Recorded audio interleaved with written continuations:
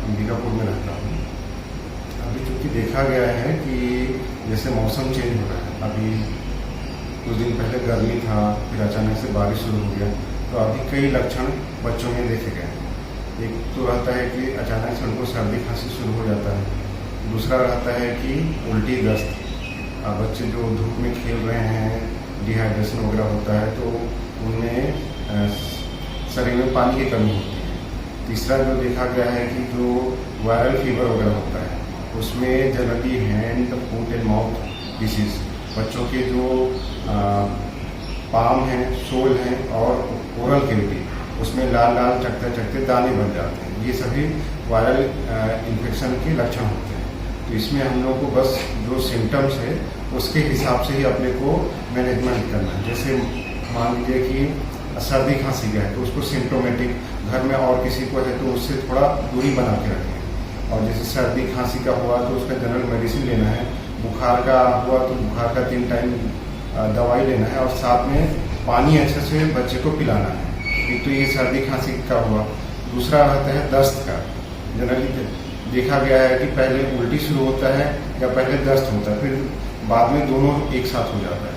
तो उसमें हम लोग को ये ध्यान देना है कि बच्चा पानी अच्छा से ले, सादा पानी नहीं, उसको ORS का घोल ही देना है, क्योंकि उल्टी या दस्त में जो पानी शरीर से निकलता है उसमें नमक भी साथ में निकल जाता है। तो अगर उस कंडीशन में हम लोग बच्चे को सादा पानी अगर देते हैं तो जो उसका शरीर में नमक रहता है उसमें गड़बड़ी हो जाता है। तो इसलिए अपने को ORS जब भी उसको उल्टी या दस्त हो उसके बाद उसको कटोरी चम्मच से थोड़ा थोड़ा करके उसको बच्चे को देना है। साथ में जो सिरप जिंक रहता है वो 2 हफ्ते तक बच्चे को देना रहता है।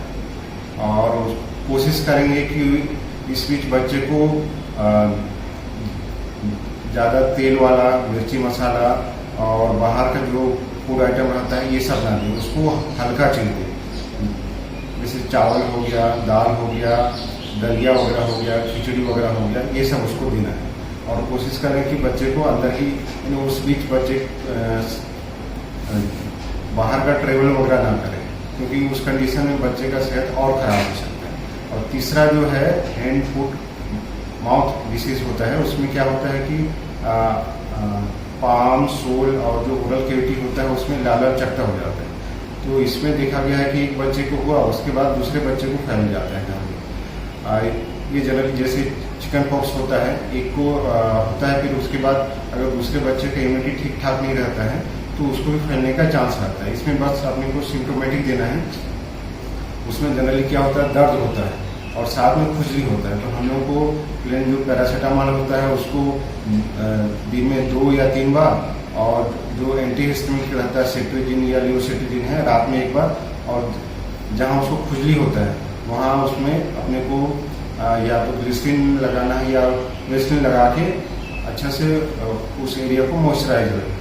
जैसे मैं अभी आपको ये 3 लक्षण वगैरह बताए हैं, जो सर्दी खांसी हो गया, उल्टी दस्त हो गया और हैंड, फुट, माउथ डिसीज हो गया।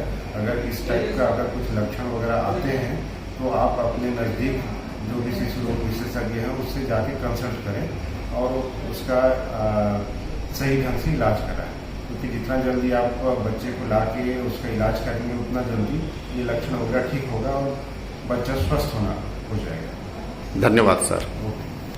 अभी आप सबों को डॉक्टर गिरीश पैकरा सर, जो कि पेडियाट्रिशियन हैं, शिशु रोग विशेषज्ञ हैं, तो आप सबों को जो मौसमी समस्याएं होती है बच्चों में उनके बारे में आप सबों को जानकारी दिए।